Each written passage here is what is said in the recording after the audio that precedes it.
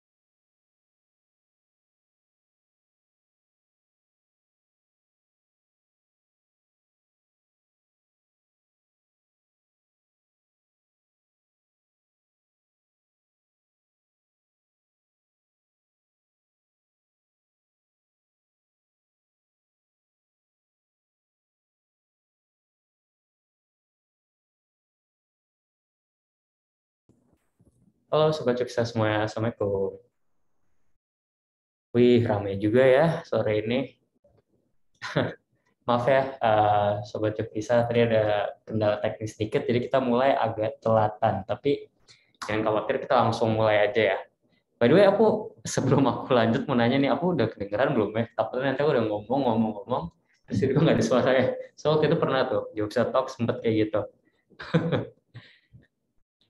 Mungkin Sobat Jokisa semua yang baru datang bisa nyalain kamera nih, biar kita saling mengenal satu sama lain, saling melihat muka-muka sobat Jogja yang lain gitu ya. Siapa tahu kan ada yang wah ganteng banget nih cowok, wah cakep banget nih cewek, bisa langsung taaruf gitu ya. Bercandaan. Tapi aku serius, mungkin kalau kalian bersedia nyalakan kamera, biar kita lebih nyaman ya, lebih seperti keluarga-keluarga yang jomblo gitu ya. Boleh banget nih. Tapi jangan lupa kalau mic tolong banget ya di mute dulu karena biar nggak mengganggu gitu ya. Jadi mungkin nanti ada yang menjelaskan, ada tamu kita yang akan menjelaskan aku lagi ngomong atau siapa lagi ngomong, biar nggak nabrak gitu ya. Oke. Oke. Gimana nih? Apa kabar Sobat Juksa semua? Aku mau tahu dong keadaan kalian nih. Karena kan kita udah lama banget nih belum Juksa Talks lagi ya. Terakhir tuh kapan ya? Karena emang maaf banget ya, kita tuh kalau aku boleh sharing dikit, kita lagi ada acara Ramadan nih. Mungkin beberapa Sobat Juksa udah sempat nyimak IG Live kemarin yang bareng Ustadz Abu Fida, yang bareng Kak Cahyo, Ustadz Cahyo, maaf. Nah, itu tuh seru-seru banget, Kak. Tapi makin kesini nanti eventnya makin besar. Alhamdulillah baik, Kak. Oke, berarti aku udah kedengeran. Itu yang aku pengen confirm. Oke, jadi sebelum kita mulai, seperti biasa, kita buka dengan bacaan basmalah. Bismillahirrahmanirrahim. Semoga apa yang kita pelajari atau apapun yang kita share bisa menjadi valuable ya, jadi suatu pelajaran bagi diri kita sendiri atau bagi teman-teman sobat Juksa semua ya. Oke, jadi yang pasti udah pada tahu ya, hari ini kita tuh kedatangan tamu. Tapi tamunya bukan yang unfamiliar ya, bukan yang asing gitu ya. Sebelumnya tamu ini udah pernah datang. Ada yang tahu tamunya siapa? Yang pasti udah tahu dong. Itu Kak Shibli ya. Kak Shibli ini udah pernah ikut acara Juksa Talk sebelumnya dan udah pernah bantu juga Jovisa buat konten di YouTube. Kalian yang belum pernah lihat YouTube Jovisa, boleh banget ke YouTube, langsung aja search Khazanah Network ya. Oke, mungkin kita sambil nunggu Kak Shibli masuk ya. Ayo dong, aku pengen banget nih tanya keadaan kalian. Apakah di sini ada yang lagi melalui proses ta'aruf kah? Atau lagi mau melakukan proses ta'aruf kah? Atau gimana nih? Atau mungkin pacaran, walaupun kata Ustadz Abu Hidayah itu susah ya. Aku tuh lagi belajar gitu. Oke, mungkin aku tunjuk kali ya, biar langsung aja, nggak malu-malu. Biar kayak di kelas gitu. Kalau ditanya ada yang mau jawab, nggak ada yang jawab. Tapi kalau ditunjuk, baru langsung jawab gitu ya. Aku mungkin lihat yang kelihatannya aktif ya. Em, ada, aku lihat nih di screen yaitu Kohetun. Ayo, langsung ketawa dia. Ayo Kohetun, ayo open mic dong, share dikit nih, perkenalan dikit ke komunitas Jovisa. Kan kamu dari komunitas Jovisa nih. Masa nggak mau kenalan, ya nggak? Karena keren loh komunitas Jovisa itu. Ayo. Assalamualaikum Halo, Kohetun. halo semuanya. Halo Kohetun, apa kabar? Hari Rabu ya? Ini hari apa ya? Hari Kamis ini, gitu. Iya, apa kabar Kohetun? Alhamdulillah sehat. Gimana Oke, kabarnya, Jess? baik banget Kohetun. Aku manggilnya Kohetun atau Hetun atau gimana nih? Siapa aja, sayang Oke, juga. aduh, keren banget nih. Kayaknya Sobat Jovisa baik banget yang kayak gini ya, suka ngelawaknya jadi baper gitu. Oke, aku mau nanya nih, Kohetun di Jovisa udah lama atau masih baru ya? Baru-baru ini, Oke, tapi iya baru-baru ini. oke baru-baru ini ya. Oke, jangan khawatir, nanti kita cariin jodoh ya. Enggak, aku bercanda. Mungkin bisa aku kenalin nih sama Raffi. Raffi ini Koetun itu adalah salah satu community leader. Bagi yang belum tahu, community leader itu program volunteer Jovisa yang membantu kita ngerancang program-program kayak gini, yang IG Live, yang membantu ngajak ngomong, dan seterusnya. Dan itu tuh mereka keren banget, karena kita nggak bayar ya, karena itu full volunteer, dan mereka mau. Mungkin karena saking jomblonya, mereka tuh pengen ngomong sama orang. Gimana, Vi? Raffi boleh nggak open mic? Kita sambil kenalan nih, ada yang gue tarik nih satu, Koetun. Oke. Assalamualaikum warahmatullahi wabarakatuh. Sorry Bang, Waalaikumsalam. baru kelar sholat pas-pasan. Oh iya, Masya Allah. Idaman banget. Kenapa nih? Kak, Kak Ajes kenapa? Enggak, kan tadi gue narik ya nih, Koetun nih, Vi. Dia tuh baru baru ikut nih komunitas Jovisa. Kan lu juga baru ikut nih. Lu mungkin Ya. bisa share dikit nggak apa yang lu sadarin dari komunitas Jovisa tuh kayak gimana aja sih? Yang lo suka apa aja? Dan kenapa lu bisa jadi community leader gitu? Tapi Oke. nyalain kamera dulu boleh nggak? Oh iya, bentar-bentar ya. Beda-beda, buka sarung dulu. I see.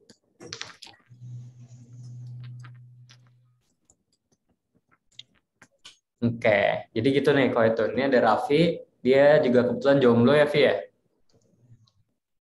Halo Raffi. Oke, mungkin sebelum Raffi berbicara, Yap. oh ya, gimana Vi? Coba singkat aja, singkat, jelas dan padat. Aduh.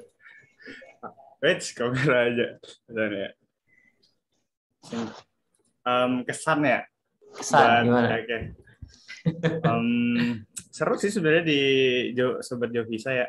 Kayak maybe ini kayak salah satu komunitas pertama yang berbau Islami yang pernah gue gabung. Dan at the first time gue kan masuk aja sebagai member kan. Terus pas gue lihat ada open leader juga, dan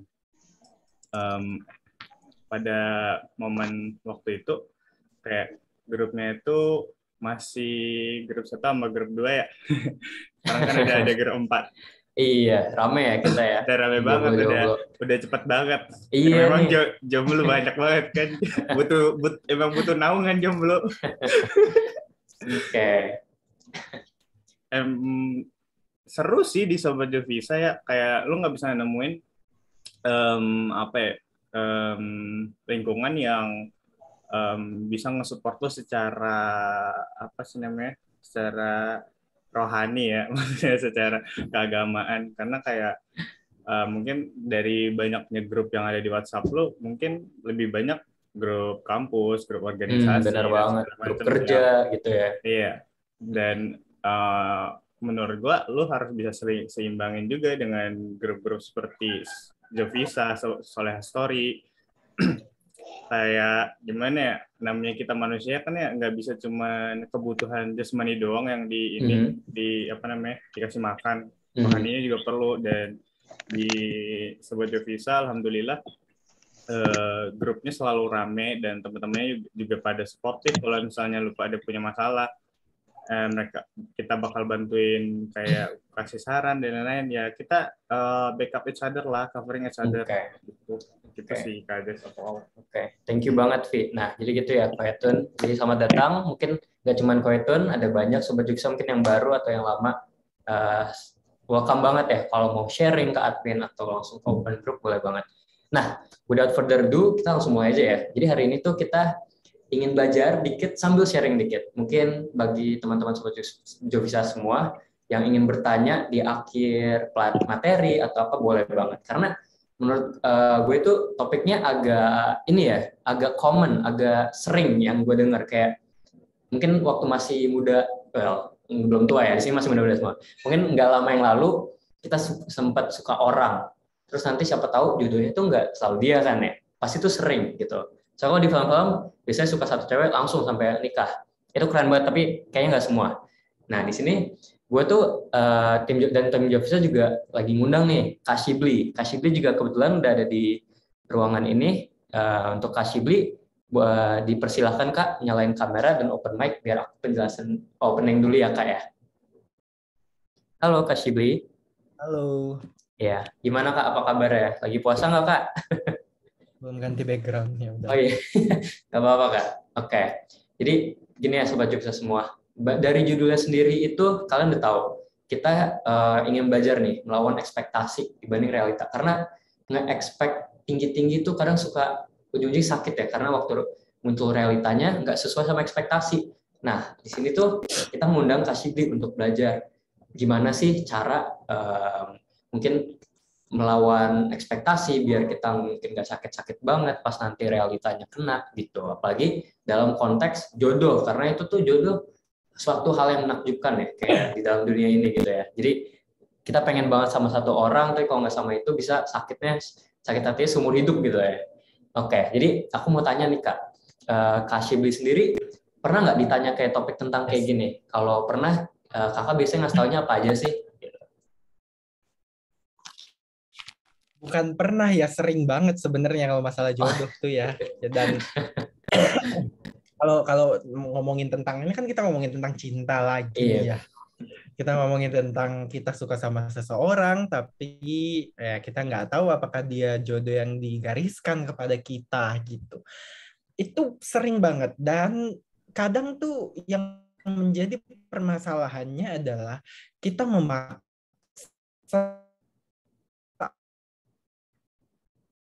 untuk mengendalikan jodoh kita. Kita paksa kalau kita dapatnya sehingga ya muncul Halo, Kak Shibli, maaf. Putus-putus ya, Kak? psikologis gitu ya, karena oh iya dari punya ya. Wait, Iya, maaf ya, Kak. bentar aku coba ganti. Kayak udah lagi kan? Nah, Udah kedengeran, Kak. udah ini belum? Udah lancar lagi. Oke.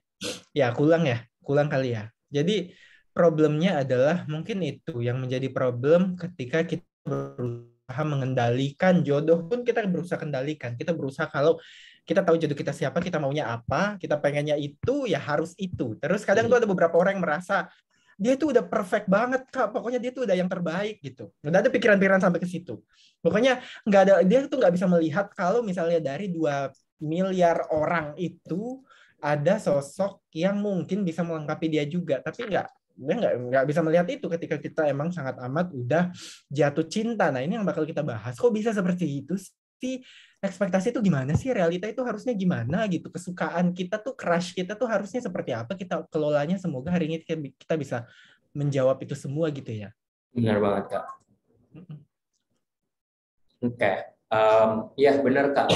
Soalnya kan memang paling common ya kalau kita nge-expect yang besar-besar, pas realita muncul langsung turun banget ya.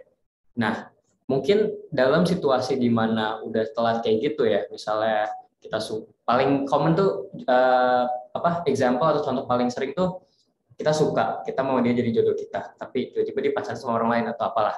Terus kita langsung patah hati. Itu tuh gimana ya, Kak? Kayak melalui mungkin nggak galau-galaunya ya, karena kan kita nggak ada relationship sama cewek itu atau cowok itu.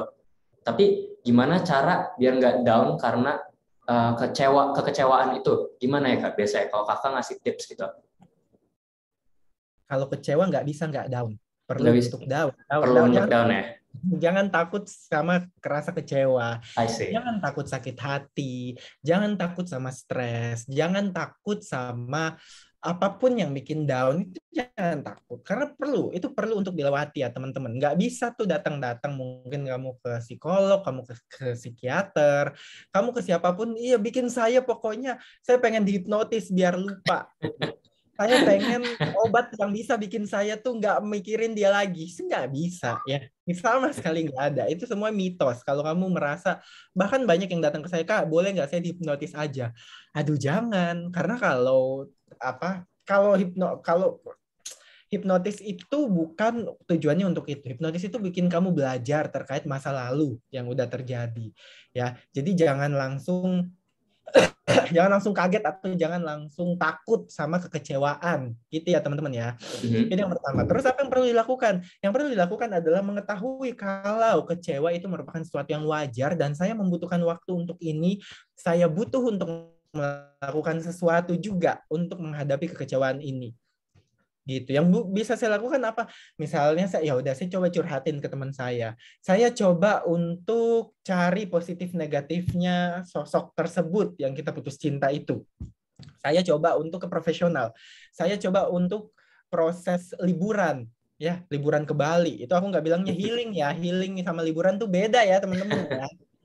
Jadi gitu misalnya. Atau apapun yang bisa dilakukan untuk bikin kamu survive dalam perasaan kecewa tersebut sampai kamunya yang membesar, kecewanya mah bukan nggak mengecil. Kecewa tuh ukurannya segitu terus.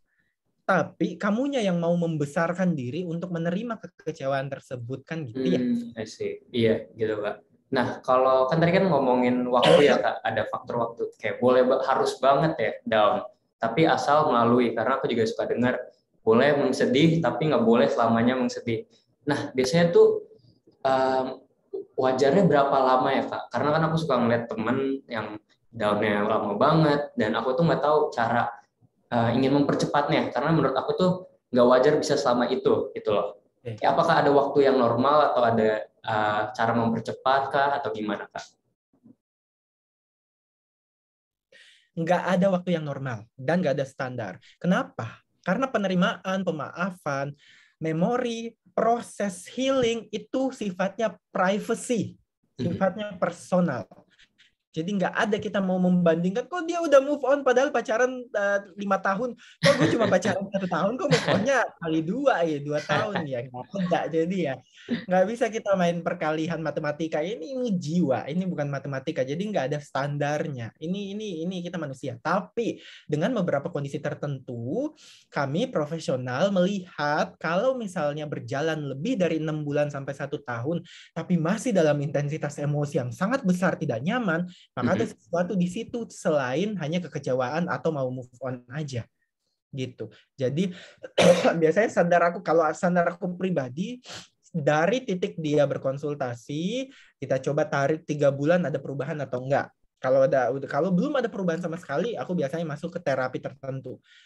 Tapi kalau di beberapa riset dan kemarin baru disimpulkan ada gangguan psikologis yang baru, ya. Gangguan psikologis yang baru ini adalah rasa duka, gangguan perasaan berduka. Nah, gangguan perasaan berduka ini itu waktunya 6 bulan sampai 1 tahun. 6 bulan maksudnya kalau lebih dari itu perlu untuk diterapi dengan syarat-syarat tertentu ya teman-teman. Bukan kayak kepikiran ya kalau misalnya ada orang yang meninggal atau kita dikecewakan dalam waktu 6 bulan, 1 tahun kamu masih keingat dan masih sakit hati, ya itu wajar banget. Tapi beberapa orang sakit hatinya tuh besar banget sampai dia harus menyakiti dirinya sendiri, sampai dia nggak bisa bekerja, dia nggak bisa memetakan kapan dia mau bersedih dan kapan dia mau fokus dulu sama pekerjaannya. Tapi sedihnya tuh 24 jam, itu ada orang seperti itu. Maka kalau berlangsung 6 bulan lebih, bahkan 1 tahun lebih gitu, seperti itu biasanya coba untuk dilakukan psikoterapi dulu, atau kalau misalnya kesedihannya sangat nggak bisa dikendalikan, biasanya aku refer juga ke psikiatris gitu atau gitu sebenarnya. Tapi itu kalau udah kondisi ya, dan sebenarnya jarang orang kondisi seperti itu harus bisa dihitung. I see. Oke, keren. Oke, thank you banget Kak. Nah, mungkin bagi Sobat Joksa yang ingin bertanya, boleh banget langsung bertanya. Karena aku pengen nanya nih, karena ini sifatnya juga sedikit sharing, aku juga ingin sedikit mengkonsul ya Kak, apakah normal atau enggak? Kalau dari personal experience aku sendiri, yes benar, sebelum aku kesini, pernah banget pacaran, kayak ganti-ganti lah ibaratnya. Nah, normal, maksudnya enggak gitu ya? Maksudnya normal enggak Kak? Misalkan aku pernah ya sama seorang dan ujung-ujungnya enggak selesai, maksudnya enggak jadi nih sama dia, harus berpisah. Nah, ketika ada hubungan kontak lagi, mau di chat, mau ketemu, apakah itu normal? Kayak ingin berekspektasi untuk menjalankannya lagi atau gimana ya Kak? Apakah itu pertanda aku tuh belum siap menjalani hubungan atau belum move on sama sekali atau bagaimana? Padahal mungkin situasinya juga aku udah dengan seseorang lain mungkin gitu ya Kak. Oke. Ekspektasi tiba-tiba muncul itu normal. Namanya perasaan, pikiran itu sifatnya juga adalah area kita. Gitu ya. Yang nggak wajar ketika kamu memaksakan untuk saya deketin, dia udah nggak nyaman, masih aja dipepet gitu. Itu nggak normal tuh. Tapi kalau kamu suka, kamu tiba-tiba suka nih, tiba-tiba keinget, ya itu wajar aja. Sosok suami istri udah menikah 20 tahun, ingat sama mantannya yang 25 tahun yang lalu, dia tiba-tiba merasa sparkle, ya itu wajar aja. Yang nggak wajar kan kalau dia deketin, terus dia selingkuh di belakang pasangannya. Iya. Benar banget. Mungkin kalau yang perlu dikelola perasaan kita, kelolalah perasaan kamu ketika kamu merasa itu, jangan tenggelam dalam perasaan tersebut gitu. I see. Mungkin ini tuh penting banget ya Kak, berarti ya. Kalau mental health tuh kayaknya sangat diasosiasikan dalam hubungan apapun, mau yang hubungan seperti pacaran atau udah menikah atau proses ta'aruf gitu ya Kak. Nah, baik lagi, ekspektasi selalu ada ya Kak dalam perjalanan hubungan apapun. Apa sih yang harus kita siapkan saat menjalani hubungan biar minimalize kekecewaan, karena memang pasti ada kecewa yang kayak seperti Kak Shibi bilang, tapi kita ingin minimize gitu. Jadi misalnya pasti seiring hubungan kita tuh belajar hal-hal baru dari pasangan kita, mungkin ada faktor yang kita nggak suka Nah, misalnya saat kita belajar gitu, apa ya cara biar kita beradaptasi dalam lingkungan ini? Maksudnya dalam hubungan itu, gitu Kak. Dapat nggak Kak pertanyaan? Dapat. Dapat ya. Tinggal makanan berbuka yang belum dapat. Oh iya. Masih lama Kak bukanya. Oke. Biar gini, teman-teman, kita punya lah namanya crush atau gebetan ya. Kita punya ya. Bener banget. Pasti ada lah ya. Pasti ada gitu. Tapi yang perlu dikelola yang pertama, namanya crush sama gebetan itu adalah perasaan, crush itu adalah perasaan kita, sehingga lihatlah pengalaman itu sebagai sesuatu yang sebagai suatu pengalaman. Maksudnya apa? Kamu perlu melihat ketika kamu suka sama orang, hati-hati kamu tenggelam dalam situ, tapi kamu perlu sadar kalau oke, saya lagi suka sama orang ini karena apa ya? Bagian mananya ya yang saya suka ya? Yang pertama itu. Yang kedua, hati-hati kamu terlalu secara tidak rasional memperfekkan sosok tersebut. Itu. Hati-hati secara tidak rasional, karena nggak mungkin seseorang tuh nggak ada kekurangannya gitu. Ya, jadi kamu harus bersikap lebih bijaksana terhadap orang yang kamu lagi gebet gitu loh. Kalau misalnya, dia punya kekurangan ini, dia punya kekurangan ini, dia punya kekurangan ini, dia juga manusia suka sama dia, aku suka bagian sininya, dan mungkin kekurangannya bagian sini, tapi mungkin aku lagi nggak bisa melihat itu kekurangan sih. Aku ngobrol sama diri aku sehingga bikin diri aku tuh sadar. Gitu. Yang ketiga, ini yang paling penting sebenarnya, yang menjadi titik kekecewaan terbesar biasanya manusia. Kenapa orang manusia itu kecewa bukan cuma kepada gebetan, tapi juga kepada pasangannya. Karena aku merasa aku dilengkapi sama orang tersebut. Itu udah bahaya. Kenapa? Karena kamu menjadi diri kamu yang utuh. Kamu membutuhkan orang lain untuk mengutuhkan kamu. Itu berbahaya, teman-teman. Gitu. Kamu merasa, misalnya, soal kamu merasa diri kamu secara fisik atau secara apapun itu kamu memiliki kekurangan di situ. Pasangan kamu atau sosok gebetan kamu itu memiliki kelebihan di situ, sehingga kamu merasa dialah satu-satunya yang bisa menutupi saya karena saya punya kekurangan ini, dia punya kelebihan itu, gitu. Jadinya menyatu.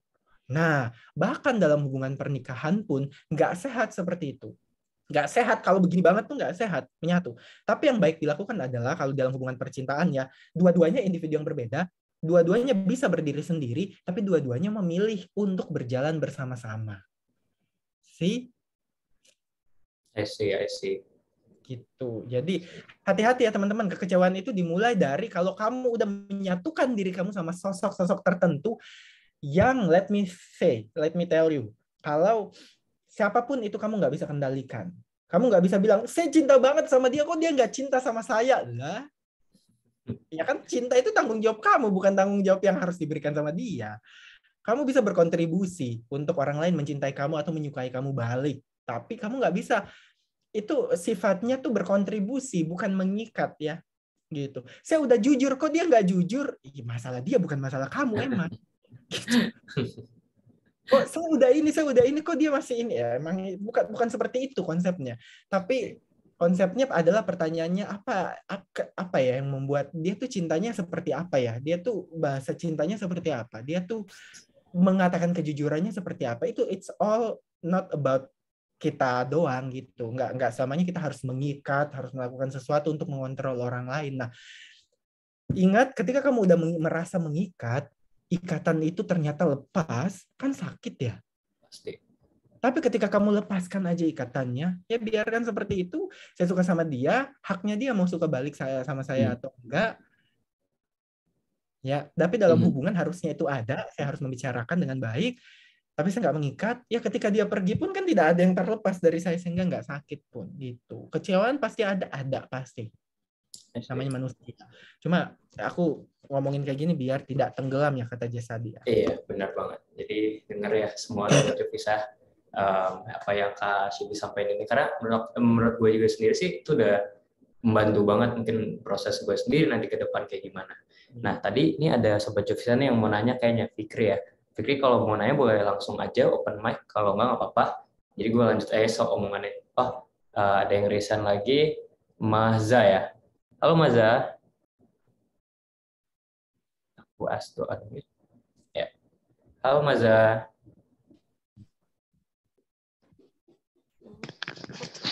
Assalamualaikum. Waalaikumsalam. Ya, Maza, pertanyaannya apa nih untuk Kak Shibli? Assalamualaikum Kak. Iya, waalaikumsalam. Mau nanya Kak, ini pakai chat bisa nggak Kak? Boleh banget pakai chat, boleh banget. Ya, kita nggak maksa ya. Oke, sih. Oke, sekarang tenggelam sulit untuk ke puncak. Oke. Oh, ini juga ada pertanyaan nih di chat. Mungkin sambil nunggu pertanyaan Maza, aku baca pertanyaannya Tiwi ya. Jadi gini Kak Shibli. Tiwi bertanya, kenapa sih kita itu gampang overthinking sama sesuatu yang belum tentu bakal kejadian? Misal overthinking mengenai calon pasangan yang sebenarnya belum punya ikatan apa-apa. Gitu. Mungkin ya, kenapa ya normal? Apakah normal gitu ya overthinking mungkin ya? Dan kenapa gitu? Overthinking, kalau gini. Overthinking itu adalah proses berpikir di mana kita menyimpulkan sesuatu, gitu ya. Kita menyimpulkan sesuatu yang menyerang diri kita sendiri, itu overthink, ya. Jadi jadinya bikin kita tuh makin nggak nyaman gitu. Nah, konsep overthinking terhadap sesuatu yang belum tentu terjadi, kalimat belum tentu terjadi itu namanya anxiety atau kecemasan. Ya. Kecemasan itu ada titik otaknya sendiri di namanya amigdala ya, di dalam otak kita. Jadi kita lahir dengan otak yang emang bakal bikin kita cemas. Jadi kalau ditanya apakah wajar atau enggak kita cemas, yes, wajar. Gitu. Nah, tapi kita kepikiran dia tiap hari. Pasti kita memikirkan sosok yang kita cintai dan kita percaya dan kita kagumi setiap saat, itu pasti. Ya. Kenapa sih kita memilih untuk berpuasa sebenarnya 30 hari? Siapa yang kita pikirkan? Gitu. Kenapa kita memilih untuk beribadah? Siapa yang kita pikirkan? Ya. Jadi ketika emang kita terikat untuk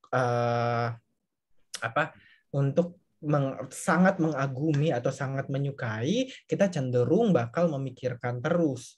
Nah, pertanyaannya adalah gimana caranya biar pikiran tersebut tidak mengganggu. Karena ketika kamu memikirkan, ketika kamu nggak ngapa-ngapain, terus kamu masih bisa stop, atau kamu masih bisa, aduh ini lagi kepikiran nih, aduh ini kepikiran dia lagi, aduh gue suka nih.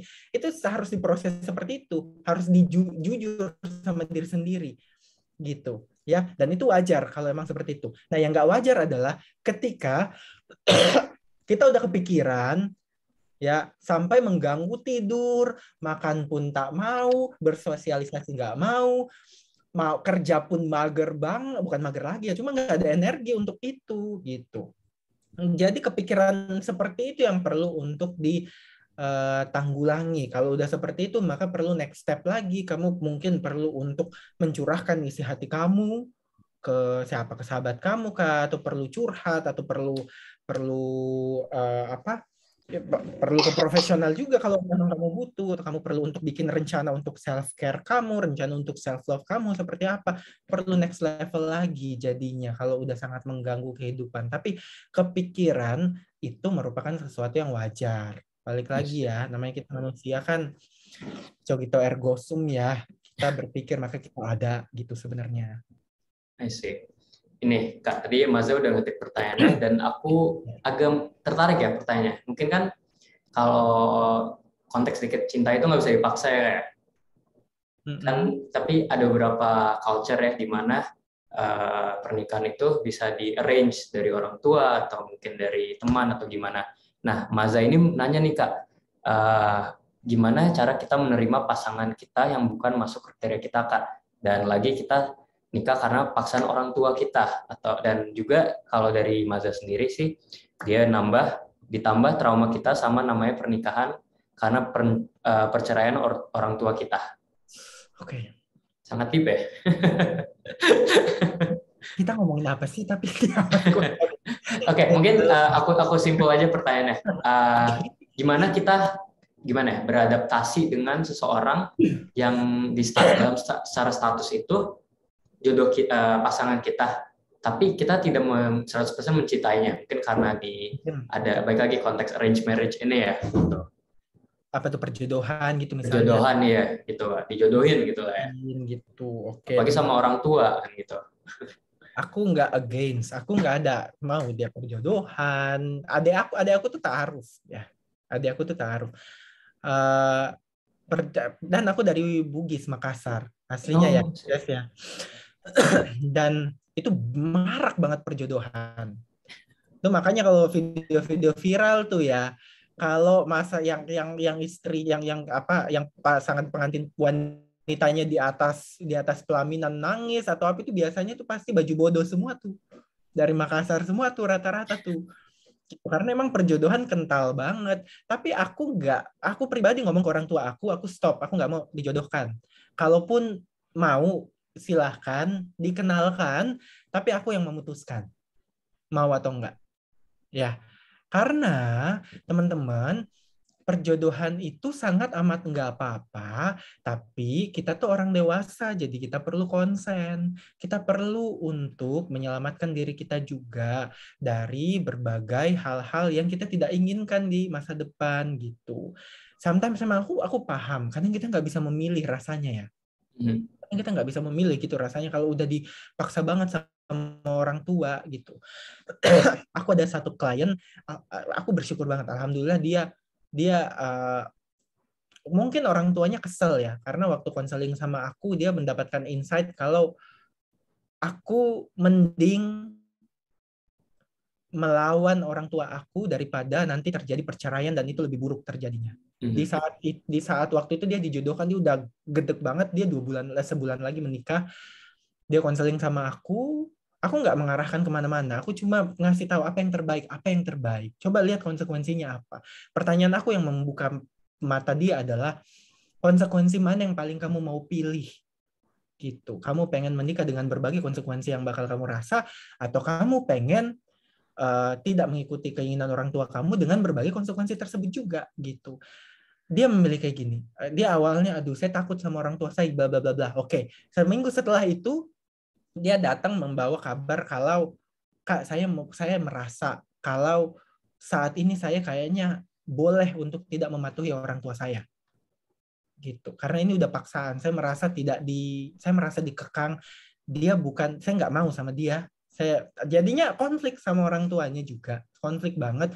1-2 bulan udah baikan lagi, sangat amat damai sekarang. Ini kasusnya udah tahun lalu, sekarang udah baik-baik lagi. Aku nggak tahu kabarnya gimana ya, cuma 2 bulan setelah itu dia baik-baik aja. Pokoknya dia sama orang tuanya baik-baik aja, dia nggak jadi menikah, dan dia senang dengan kehidupannya sekarang. Waktu itu aku diagnosis dia dengan depresi ya, karena stres banget gitu. Itu sosok yang nggak dia suka banget gitu. Jadi gitu.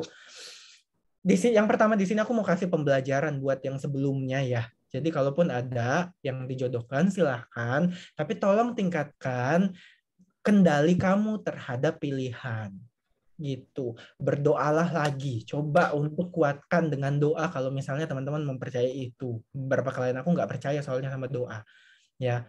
Kalau misalnya teman-teman percaya dengan doa, dekatkan diri dengan doa dan coba perkuat diri dengan doa tersebut. Gitu. Perkuat diri dengan berdiskusi, perkuat diri dengan apapun itu gitu. Kalau ada konsekuensi dan saya yang memilih konsekuensi tersebut. Ya. Itu. Terus apa yang kita perlu lakukan kalau misalnya udah tenggelam nih di dalam kasus tersebut? Saya udah nggak cinta, saya udah nggak apa. Teman-teman namanya, kita menerima kalau kita tidak atau belum menerima. Ini dipahami nggak konsepnya? Saya nggak suka sama kucing. Ya, adik aku tuh di rumahnya tiba-tiba ini benar, bukan nggak suka sama kucing sih, cuma kaget aja gitu, nggak mau nyentuh aja gitu loh. Rasanya kalau nyentuh tuh harus cuci tangan gitu rasanya. Nah, adik aku di rumahnya malah pelihara 3 kucing, apa-apaan ya. Udah tahu kakak. Mamanya juga ada problem, malah dia pelihara 3 kucing, 3 loh, bukan 1 gitu langsung. Ya jadinya aku nggak bisa melakukan apa-apa ya. Jadi gini, aku nggak perlu menerima kucing itu. Yang aku terima adalah aku nggak suka sama kucing ini, ya udah nggak apa-apa. Aku nggak suka, ya udah aku hidup dalam perasaan tidak suka ini, sih. Dan itu bikin aku lebih berdamai, gitu loh. Itu bikin aku lebih berdamai. Prosesnya bakal lebih kompleks kepada suami atau istri emang. Ya, prosesnya bakal lebih kompleks. Tapi prinsipnya itu, kita boleh menerima sesuatu yang kita belum mau menerima saat itu. Karena ketika kita maksa, gimana caranya Kak biar saya menerima? Wah, itu kamu membuat blok ke diri kamu. Karena apa? Kamu memaksa diri kamu untuk menerima. Penerimaan itu private.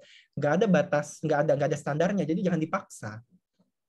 Jadi pertanyaannya adalah, apa yang kamu bisa lakukan dalam kondisi tersebut, tapi kamu masih bisa berfungsi dan kamu masih bisa produktif dengan kondisi itu. Itu pertanyaan aku. Gitu. Kamu pengen tujuannya, saya cuma pengen bahagia. Oke, ketika kamu udah bahagia, apa yang pengen kamu lakukan? Gitu. Saya pengen travel, saya pengen duit. Coba kamu travel aja sekarang. Gitu. Saya pengen melukis, saya pengen bikin bisnis, lakukan. Kenapa kamu harus menunggu bahagia untuk melakukan itu? Kenapa kamu nggak kejar aja dengan kamu melakukan itu dulu, kamu dapat tuh kebahagiaannya. Gitu. Jadi itu pertanyaan aku. Jadi it's okay. Silakan proses dengan baik. Kamu jangan paksa diri kamu menerima, tapi kamu menerima kalau kamu belum menerima kondisinya. Dan pertanyaannya, apa yang bisa saya lakukan ya dalam kondisi saya belum menerima tapi nggak apa-apa. Gitu. Oke, thank you banget Kak. Semoga menjawab ya itu bagi semua yang kepikiran pertanyaannya atau tadi Maza yang menanya pertanyaan sendiri. Nah, ini salah satu community leader mau nanya nih Kak, aku ask to unmute aja ya langsung. Kayak dari tadi dia nge-PC aku, Kak Ajis aku mau nanya nih, Kak Ajis aku mau nanya nih. Jalur curang. Aduh. Jalur curang ya. Iya.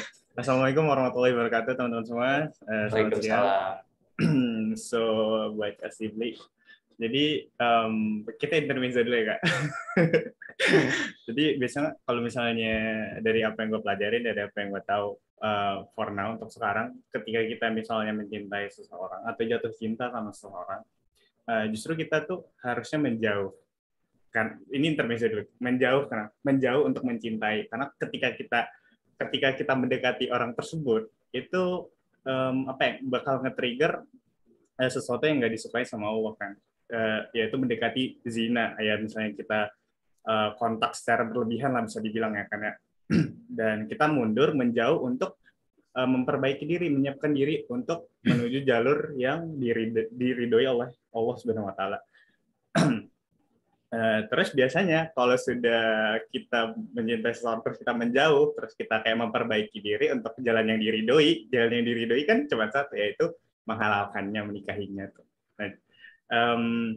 Terus kalau misalnya udah ekspektasinya begitu, pengen menikahi dia gitu kan, terus ketika dia menikahi orang lain, tentunya kita bakal sedih dan bakal kecewa. That's normal things kan. Terus pertanyaan gue nih kayak, apa sih sebenarnya cara yang benar nih berdasarkan psikologi buat healing kalau bahasanya. Cara yang benar berdasarkan psikologi. Karena kalau kita misalnya berdasarkan agama Islam, tentunya kita mendekatkan diri lagi kepada Allah kan. Karena pasti ada maksud dan tujuan daripada Allah membuat kita seperti itu berdasarkan itu. Terima kasih Kak Sibli. Oke, wah pertanyaan yang bagus. Teman-teman, ada berapa bahasa cinta yang teman-teman tahu? Bahasa cinta beberapa. Apa itu? Ada berapa bahasa cinta? Beberapa. Jawab dong. Apa ya? Gift, physical touch, act of service, mungkin. Ya. Iya, mungkin itu aja sih yang mau. Banyak lah. Harusnya banyak. Oke, mungkin beberapa orang bakal menjawab 5 gitu ya. Tapi gini teman-teman, bahasa cinta itu ada banyak banget, nggak cuma 5. Ya, aku baru beberapa minggu yang lalu gitu bahas tentang bahasa cinta gitu di salah satu platform. Aku juga ini di Instagram aku post. Kalau bahasa cinta itu bukan masalah kamu melakukan apa, tapi bahasa cinta adalah bagaimana kamu memahami cara kamu mencintai diri kamu dan cara kamu mencintai orang lain. Nggak selama-lamanya pakai physical touch, nggak selama-lamanya pakai acts of service, nggak selamanya pakai itu. Dan salah satu bahasa cinta yang jarang banget orang mau terima adalah making distance. Jaga jarak. Kasih space.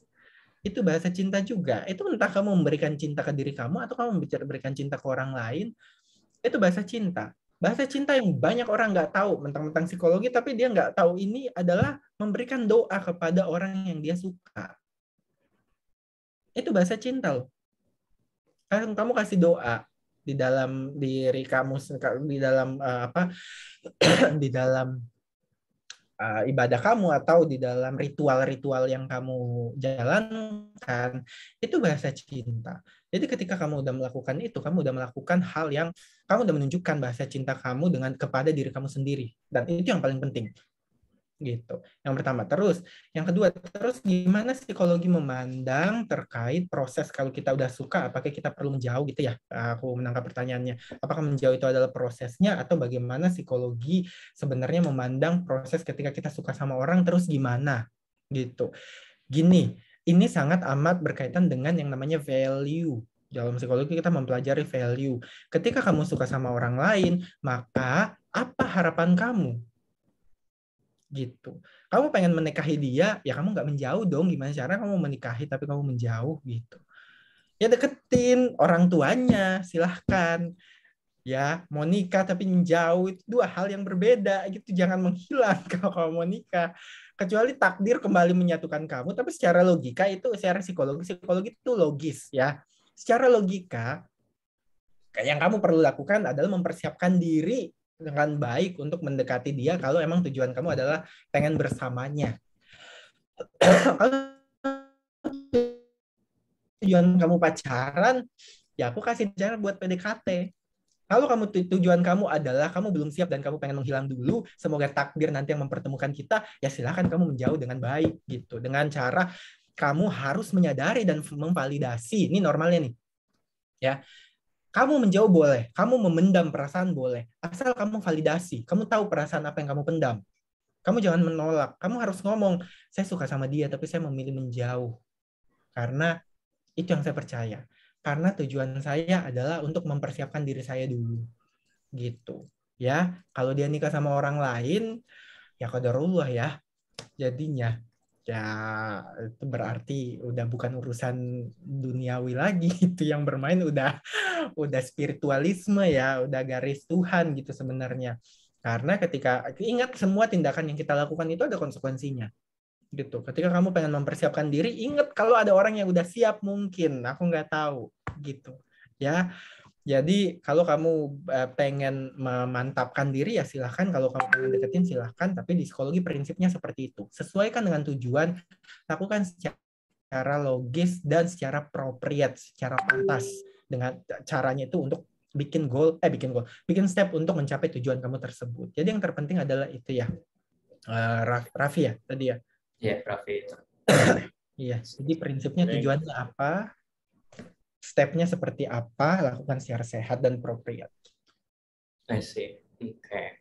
Mungkin waktunya kita udah deket ya. Mungkin cukup 2 pertanyaan lagi. Jadi ini aku sebenarnya mau nanya sesuatu sih. Mungkin ada kepentingan untuk bagi Sobat Jogja semua. Tapi aku mau siapin 1 slot untuk yang kayak dari tadi angkat tangan nih, ada Safinah Asegaf. Safinah ingin unmute kah buat bertanya? Ya, Kak, unmute aja biar enak. Oke. Sebelumnya, Assalamualaikum warahmatullahi wabarakatuh. Sebelum aku bertanya, mungkin aku mau sedikit sharing dulu. Jadi di beberapa budaya kan kita sering mendengar kalimat kayak yang budaya satu harus menikah sama budaya yang sama. Orang Jawa harus nikah sama orang Jawa, orang Chinese harus menikah sama orang Chinese. Kayak gitu. Begitupun ada di keluarga aku. Di keluarga aku menganut sistem kayak kamu bernasab, kamu punya keturunan Rasulullah, kamu harus menikah sama yang sama juga, gitu Kak. Sehingga kita kan makin dari kecil kita diomongin kayak gitu sama orang tua, sama keluarga, sehingga kita berekspektasi lebih. Kalau kita yakin kalau jodoh kita udah pasti seperti yang orang tua kita omongin, yang keluarga kita omongin. Tapi nyatanya kan semakin kesini kita semakin tahu jodoh itu sudah digariskan bahkan sebelum kita lahir. Jodoh itu urusan Tuhan. Kita nggak boleh ikut campur. Itu gimana Kak cara kita untuk meredam ekspektasi kita sendiri dan ekspektasi orang tua kita terhadap kita ketika nanti kita tidak berjodoh dengan apa yang orang tua kita ekspektasikan. Kayak gitu sih Kak. Mungkin pertanyaan lebih ke cara meminimalisasi ekspektasi party eksternal ya, orang eksternal gitu, seperti orang tua kita ya. Oke. Iya Kak, kayak gitu. Orang tua, ekspektasi kita dan orang tua kita sih lebih ke dua-duanya, dua pihak. I see. Oke. Ya, silakan kasih dulu. Oke, gini, aku mungkin kasih mindset-nya dulu ya. Gak apa-apa ya teman-teman kalau ada mau mencari bibit bebet bobot itu gak apa-apa ya. Maksudnya kalau misalnya teman-teman, iya maunya orang Jawa biar ada culture dan karena ada satu dan lain hal, itu menurut aku itu sangat amat it's okay. Gitu sebenarnya. Cuma balik lagi, teman-teman perlu meningkatkan kalau teman-teman yang bakal menjalani dan teman-teman yang bakal memilih Safinah nih yang bakal memilih jalannya ke depan gitu ya.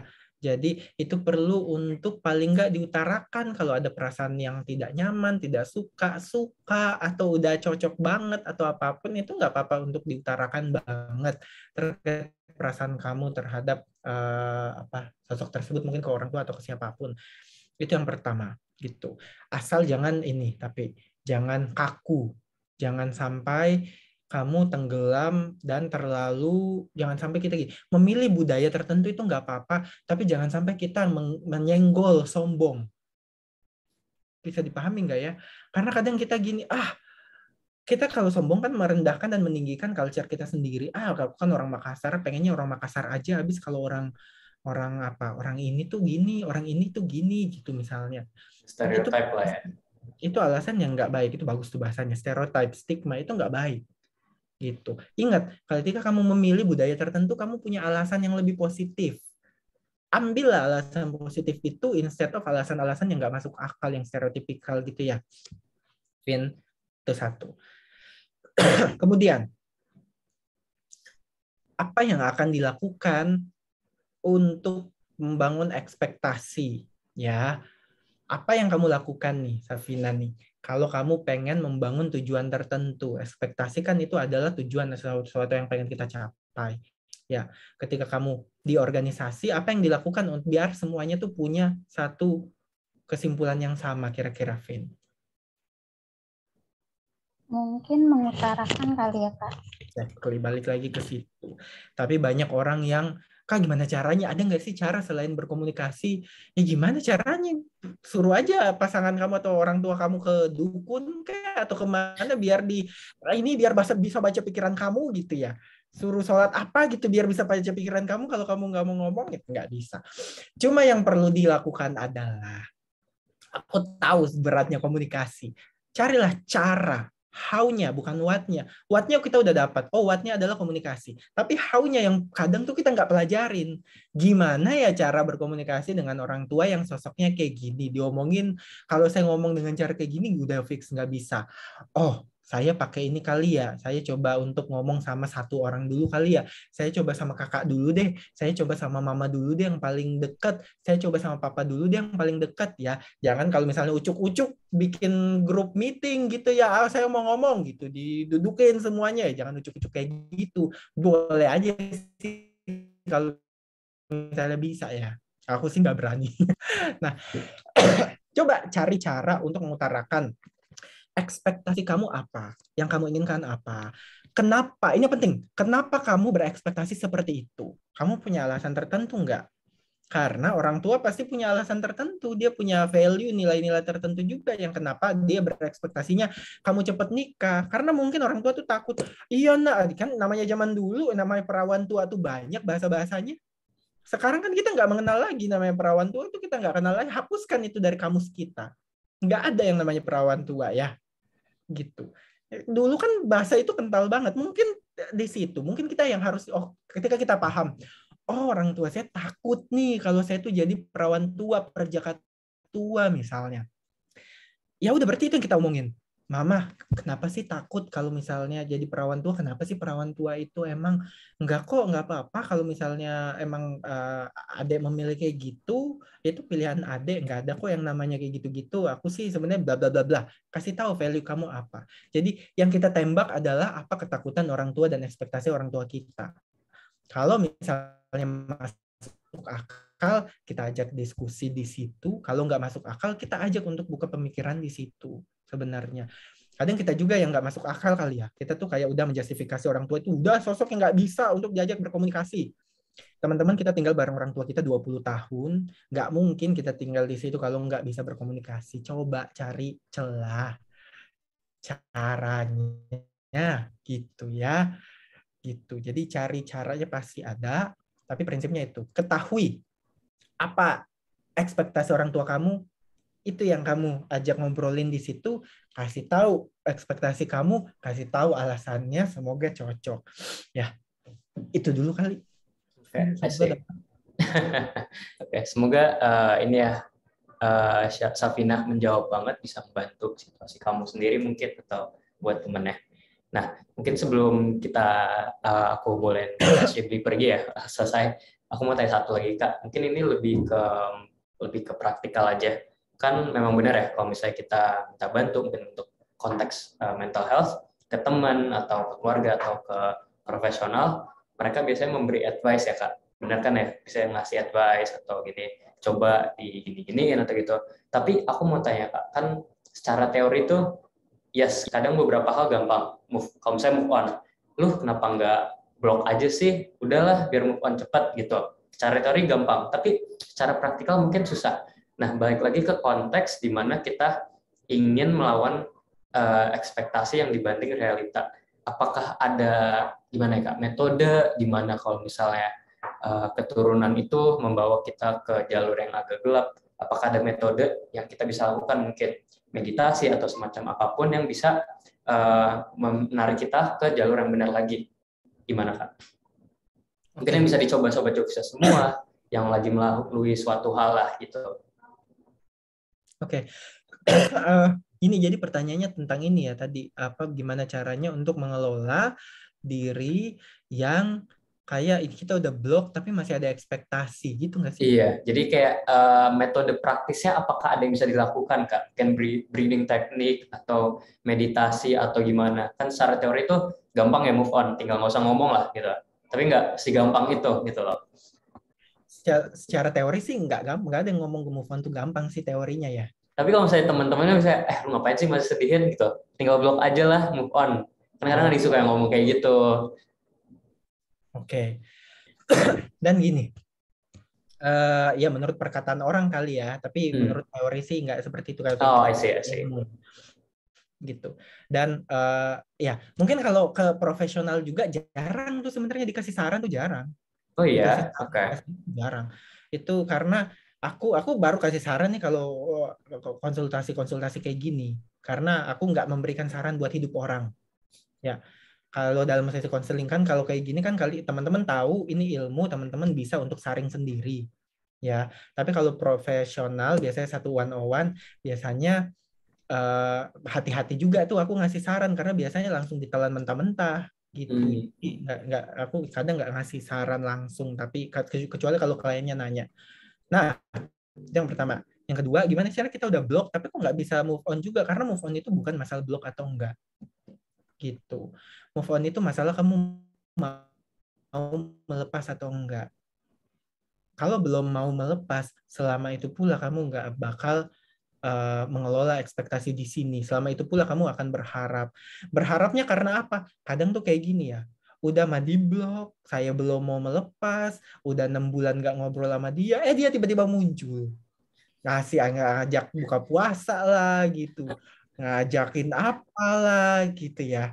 Kan dia yang tadinya belum mau, jadi ada harapan lagi sedikitnya. Oh, ada kali dia suka lagi kali sama saya gitu ya. Oh, dia ini kali, dia kepikiran saya lagi kali gitu. Well, yang perlu untuk dikelola teman-teman adalah teman-teman pengen untuk ketika emang teman-teman udah merasa saya nggak ada lagi urusan sama dia, ya, maka teman-teman perlu untuk menguatkan, dan ini metodenya cukup abstrak sih sebenarnya.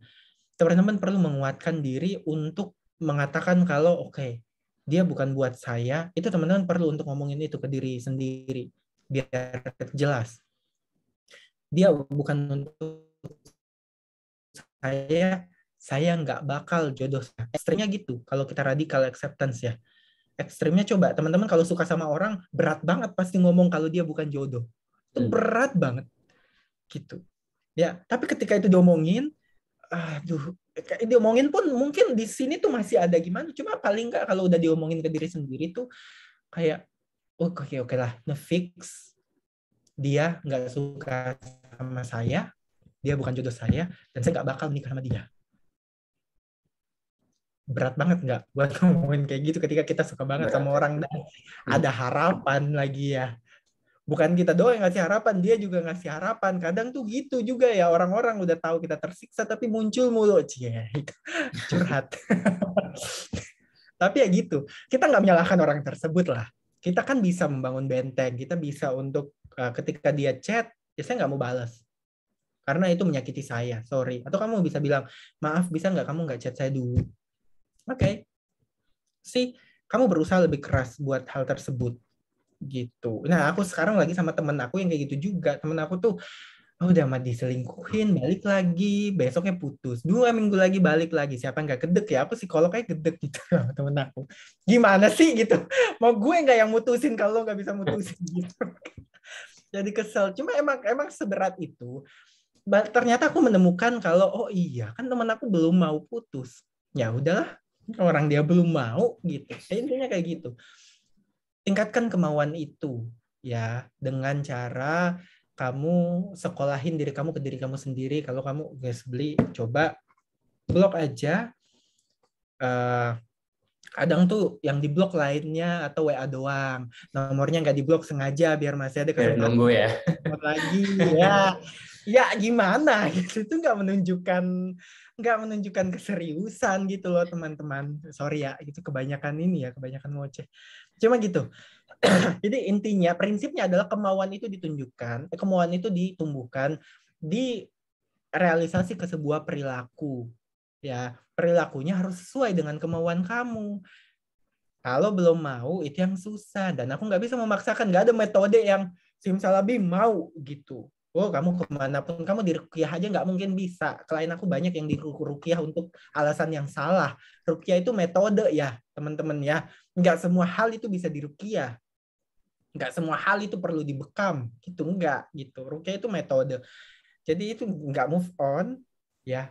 Di ruqyah lah nih orang. Ya makin depresi lah. Orang di ruqyah sambil direkam-rekam, sambil diteriak-teriakin. Ya nggak gitu ruqyah dong. Ruqyah itu private. Sama ustadz berdua gitu, sama yang mahram gitu ya, berdua di dalam kamar private dengan baik, nggak main di ruqyah. Banyak orang di ruqyah makin kesurupan ujungnya, serius. Karena apa? Dia semakin, kenapa gue diginiin, orang gue nggak apa-apa, orang gue nggak kerasukan, gue tuh sadar gitu, tapi mau ngeberontak aja gitu. Jadi hati-hati memilih metode-metode yang tadi juga ya, kayak meditasi dan lain-lain, itu ada tujuannya semua. Tapi prinsipnya adalah kalau teman-teman udah sangat terganggu, coba teman-teman konsultasikan aja ke profesional biar tahu metode apa yang paling pas. Nah, tapi tujuannya itu, kita meningkatkan kemauan kita dan kita meningkatkan kesadaran kita. Kalau kita bisa melakukan sesuatu untuk konsisten dengan apa yang kita mau. gitu ya. Dan seperti itulah kita mengelola ekspektasinya. Kita mau ekspektasinya seperti apa? Kita mau lepas ekspektasinya, ya udah tunjukkan bagaimana kamu melepas. Kamu mau mengejar ekspektasinya, tunjukkan kamu ngejarnya gimana. Gitu. Jadi kan caranya kayak gitu. Jess, aku boleh request satu enggak? Satu. Boleh banget. Dari Boleh. tadi aku Jihan Virus mau menurunkan tangan atau mau bertanya? Tergantung kan kakak juga sebenarnya ada ini ya, agenda lain ya. Aku ngikut kakak aja karena jadi teman-teman Sobat bisa Kasih itu sibuk banget, makanya jadi kita menyesuaikan jadwal Kasih gitu. Aku ada klien 14.30 jadi kayaknya masih oke. Kalau Oke. ada satu lagi ya. Oke, mungkin pertanyaan terakhir ya gitu ya. yang nggak turun-turun, pegel kan? Oh iya. Ya. Oke, boleh. Langsung untuk Jihan Zahira boleh langsung nih di request langsung dari Kasih untuk menanya pertanyaannya. Halo Jihan. Halo Jihan. Bentar, saya lagi connecting audio, Kak. Oke. Kalau ini ganti aja, apa ada yang mau bertanya? Nggak mungkin 1 orang atau 2 orang lagi, nggak apa-apa. Oke. Gimana? Ada yang mau langsung? Wilda, siapa tahu mau tanya Wilda. Oh, nggak bisa di-unmute katanya si Jihan. I see. Oke. Gimana? Jihan mau nulis pertanyaan langsung atau ada satu pertanyaan kayak tadi? Di atas. Kayak Jihan ya. Tadi Jihan udah paling lama nih hands up-nya. Silakan aja Jihan, langsung diketik. Oke, chat aja Kak. Oke, silakan. Oke, jadi teman-teman sambil nunggu pertanyaan Jihan, boleh banget nih, karena kan kita udah pernah juga Jogja Talks bareng Kasih, langsung aja ke IG-nya. Karena Kasih tuh membuat kontennya kayak milenial banget, tapi ngomongin mental health, jadi nggak vibe-nya nggak serius-serius banget, tapi yang fun, engaging, tapi membantu banget gitu. Boleh langsung di-follow. Aku juga udah nge-follow, Katia juga udah nge-follow. Aku suka banget dan berencana sih Kak, mungkin kita kapan-kapan bisa ngobrol ya Kak, konsultasi langsung.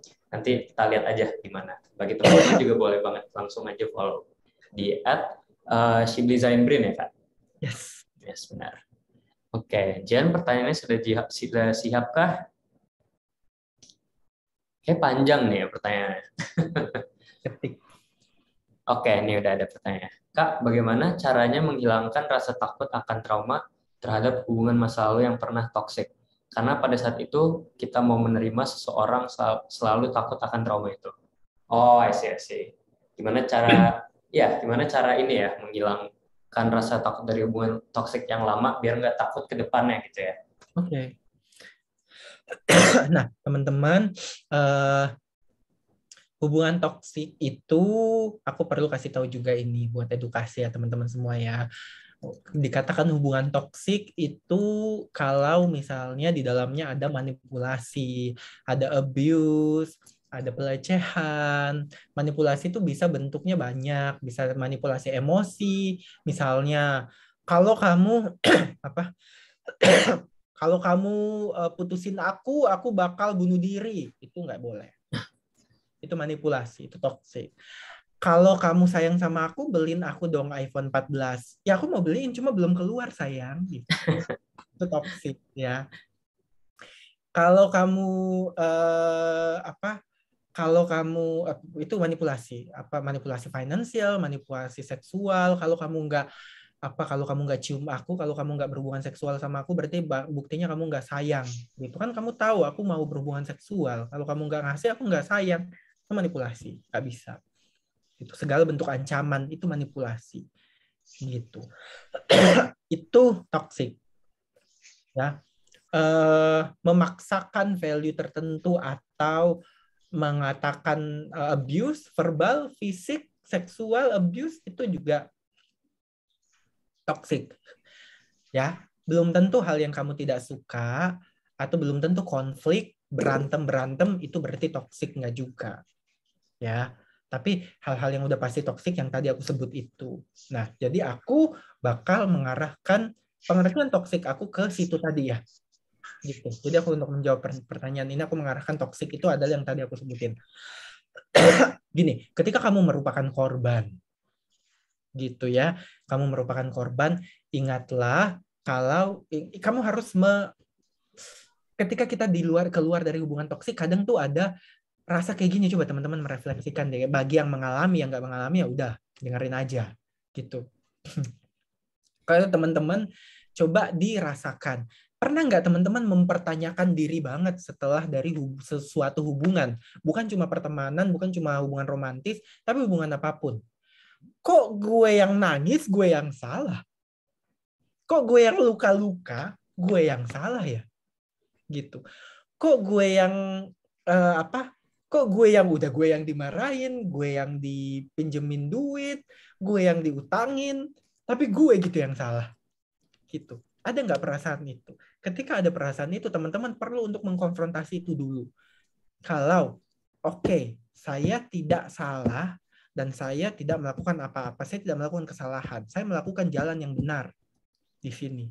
Itu teman-teman perlu tegas ngasih tahu itu ke diri teman-teman sendiri. Gitu ya, itu keluar dari hubungan toksik tuh seperti itu. Yang kedua, pasti ada trauma, pasti ada trauma, bikin kita sulit untuk percaya hubungan baru, bikin kita sulit kalau ada ciri-ciri atau tanda-tanda yang sama dengan hubungan sebelumnya. Aduh, kayak dia nih, kayak kemarin nih, kayaknya bakal keulang lagi nih, gitu. Rasanya tuh kayak gitu. Teman-teman perlu untuk mengkonfrontasi lagi pikiran, afirmasi lagi kalau oke, saya merasa dia sama-sama yang kemarin, tapi saya perlu menyadari kalau dia orang yang berbeda, dan saya perlu bikin pola yang ketiga, pola yang baru dengan orang ini. Ya, ingat, pola toksik itu berulang karena kita memiliki peran di situ dan kita membiarkan itu berputar kayak gitu terus. Ya, itu. Kalau emang teman-teman udah dapat red flag atau tanda-tanda merah yang nggak nyaman, teman-teman harus melakukan sesuatu dari yang sebelumnya teman-teman lakukan gitu. Misalnya kemarin tuh teman-teman diem-diem aja, teman-teman kayak nggak ngambil tindakan apa-apa, teman-teman kurang tegas. Oke, hubungan yang baru saya pengen berubah. Saya pengen ketika dia melakukan ini, saya pengen langsung tanya, kamu kenapa melakukan itu? Kamu kenapa, misalnya dia selingkuh atau dia flirting sama orang gitu, itu kan toksik tuh, perselingkuhan. Kamu langsung konfrontasi. Gak usah jadi polisi ya, teman-teman bukan polisi investigator. Jangan stalking, jangan dia lagi ini nih saya cek HP-nya. Jangan kayak gitu. Tanya, bikin pola yang baru. Karena itu toksik juga, stalking itu toksik teman-teman, itu nggak bisa. Itu nggak sehat. Gitu. Ya, tanyain, buka komunikasi yang baru lagi, bikin lingkaran yang baru lagi gitu. Nah, perlahan kalau teman-teman udah niat untuk merubah itu semua, perlahan traumanya harusnya makin bisa diingat dengan enak. Karena apa? Kita tuh yang mengalami trauma kan ada titik di mana kita udah bisa menceritakan banget dan udah baik-baik aja. Kita mau ke titik itu. Kita nggak melupakan, tapi kita bisa mengingat itu lagi tapi dengan enak. Nah, prosesnya gitu. Ya, teman-teman ya, prosesnya emang banyak di pikiran dan lakukan hal yang berbeda dari yang kamu lakukan sebelumnya. Bikin lingkaran sehat yang baru. Itu dulu paling kurang lebih. Sesederhana mungkin aku jawab, cuma mungkin ini kompleks semuanya pertanyaan. Aku berusaha menjawab sesederhana mungkin. Oke, thank you Kak Shibli. Oke, waktunya udah mendekati jam 2.30 dan Kak Shibli harus melanjutkan agenda selanjutnya. Nah, jadi sebelum kita aku pengen minta foto sesi bareng dulu yuk, biar mengenang memori kita belajar tentang ekspektasi dibanding realita nih waktu itu. Nah, bagi yang belum menyalakan kamera, boleh banget nih dinyalakan sebelum admin membantu untuk nge-screenshot. Bagi community leader sama Katya, tolong ya dibantu screenshot, jadi biar banyak aja. Oke. Sambil kita mau foto, aku mungkin mau tutup dengan kesimpulan kali ya. Boleh banget, pesan terakhir ya. Ya. Jangan pesan terakhir dong. Oh, bukan pesan terakhir. Penutup. Penutup. Ya. Pesan terakhir nanti perpisahan ya. Iya. Perpisahan dong para di sini kalau pesan. Nah, terus aku pengen ngomong kalau gini, nggak apa-apa untuk berekspektasi. Ya, cuma keekspektasi itu perlu dikelola. Kelolanya gimana? Lihatlah apakah ekspektasi itu ingin dan bisa kamu kejar atau enggak. Kalau kamu bisa berusaha untuk mengejar, silahkan. Kalau emang tidak bisa, kamu boleh melepaskan. Loh, kamu boleh bikin ekspektasi yang baru, yang lebih sehat untuk kamu semua, untuk kita semua. Gitu ya. Dan begitulah cara mengelola ekspektasi biar sesuai dengan realita kita. Bukan realita orang lain, tapi realita kita sendiri. Pengennya kayak gimana.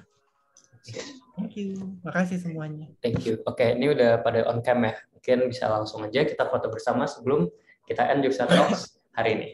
Oke, semua udah siap ya? Yuk, senyum termanisnya nih. Oke, Raffi tolong dibantu ya, Vi. Oke, gue hitung ya. 1, 2, 3. Lagi, Vi. Ada slide 2 nih, Vi. Ayo, 1, 2, 3. Oke, thank you semuanya. Jadi baik, gue langsung tutup ya. Terima kasih Kak Shibli udah meluangkan waktu. Iya, kalian boleh banget langsung follow akun Kak Shibli biar langsung cari insight lagi tentang mental health dan seterusnya. Karena Kak Shibli suka banget ngeluarin konten ya Kak. Nah, untuk Kak Shibli, terima kasih lagi. Semoga kedepannya bisa datang lagi ya Kak, mungkin buat konten atau feature di Jogja Talks. Jadi untuk Kak Shibli, terima kasih. Untuk Sobat Jogja semua juga terima kasih udah bisa meluangkan waktu lagi puasa kayak gini ya. What better way daripada belajar ya gitu. Oh iya, lagi puasa gue cepet banget. Nggak bisa minum. Iya, maaf banget ya. Oke, jadi semua Sobat Jogja terima kasih. Semoga insya Allah minggu depan kita balik lagi di Jogja Talks dengan topik berbeda. Aku trailer dikit aja, tadi ada satu pertanyaan yang ngetapin dikit ke topik minggu depan gitu. Jadi terima kasih Sobat Jogja semua. Aku pamit dari admin pamit, dari tim Jogja pamit, dari Kasibi juga ingin pamit. Assalamualaikum warahmatullahi wabarakatuh. Thank you, mohon maaf kalau ada salah. Selamat berpuasa yang menjalankan. Selamat berpuasa. Dadah semua ya. Yeah, thank you Kak Sibli. Thank you. Thank you Jess. Thank you.